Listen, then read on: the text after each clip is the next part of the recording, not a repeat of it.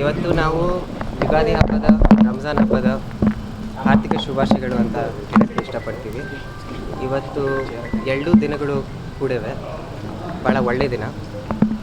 ನಾವು ನಮ್ಮ ಪಾರ್ಟಿಯ ಕಾರ್ಯಕರ್ತರು, ಯುವಕರು, ಆಮೇಲೆ ಎಲ್ಲ ವರ್ಗದ ನಾಗರಿಕನ ಆಶೀರ್ವಾದ ಆಮೇಲೆ ಬೆಂಬಲ ಪಡ್ಕೊಂಡು ನಮ್ಮ ಅಜ್ಜರು ಶಾಮನೂರು ಶಿವಶಂಕರಪ್ಪ ಅವರು, ಆಮೇಲೆ ನಮ್ಮ ನಗರ ದೇವತೆ ದುರ್ಗಮ್ಮನ ಮನಸ್ಸಿನಲ್ಲಿ ಇಟ್ಕೊಂಡು ಇವತ್ತು ನಾಮಿನೇಷನ್ ಫೈಲ್ ಮಾಡ್ತೀವಿ.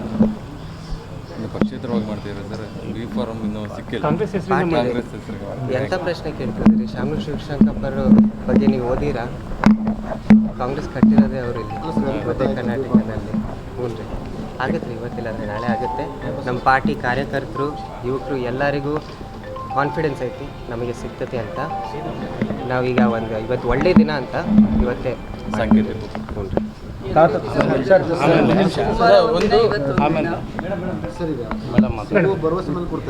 ಸಿಗುವ ಭರವಸೆ ತಾತ ಪ್ರತಿನಿಧಿಸಿದಂಥ ಕ್ಷೇತ್ರವನ್ನು ಈ ನೀವು ಪ್ರತಿನಿಧಿಸೋಕೆ ಹೊರಟಿದ್ದೀರಾ. ಸೊ ಏನು ಕನಸಿದೆ ಸರ್ ನಿಮಗೆ?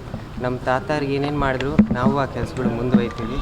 ಆಮೇಲೆ ಎಲ್ಲರೂ ಶಾಮನೂರು ಶಿವಶಂಕರಪ್ಪ ಅವರನ್ನು ಅಪ್ಪಾಜಿ ಅಂತಲೇ ಕರೀತಾರೆ. ಬರೀ ದಾವಣಗೆರೆನಲ್ಲೆಲ್ಲ, ಕರ್ನಾಟಕ ಇಂಡಿಯಾನಲ್ಲೂ ಭಾಳ ಜನ ಅಪ್ಪಾಜಿ ಅಪ್ಪಾಜಿ ಅಪ್ಪಾಜಿ ಅಂತಲೇ ಕರೀತಾರೆ. ಅದಕ್ಕೆ ಸುಮಾರು 6 ತಿಂಗಳಿಂದ ಎಲ್ಲರೂ ಚೂರು ಅವರು ಅಪ್ಪಾರ ಸ್ಥಾನದಲ್ಲಿರೋರು ಒಬ್ಬರು ವ್ಯಕ್ತಿನ ಕಳ್ಕೊಂಡಂಗೆ ಆಗೈತಿ. ನಾವು ಅವಾಗಿಂದ ಅಡ್ಡಾಡ್ಕೊಂತ ಜನನೇ ಚೂರು ಭಾಳ ಪ್ರೀತಿಸ್ತಿದ್ದಾರೆ ನಮ್ಮನ್ನು. ಯಾಕಂದರೆ ನಾವು ನಮ್ಮ ಕಿವಿರ್ಬೋದು, ನಮ್ಮ ಮೂಗಿರ್ಬೋದು, ಆದರೆ ಅಜ್ಜಾರು ನೆನೆಸ್ತಾರೆ. ಆಮೇಲೆ ಅದೇ ಬೇಡಿಕೆ ಇಡ್ಕೊಂತಾರೆ.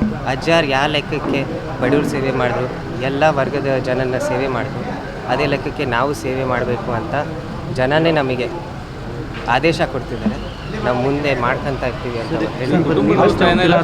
ಕಾರ್ಯಕರ್ತರು ಭಾಳ ಜನ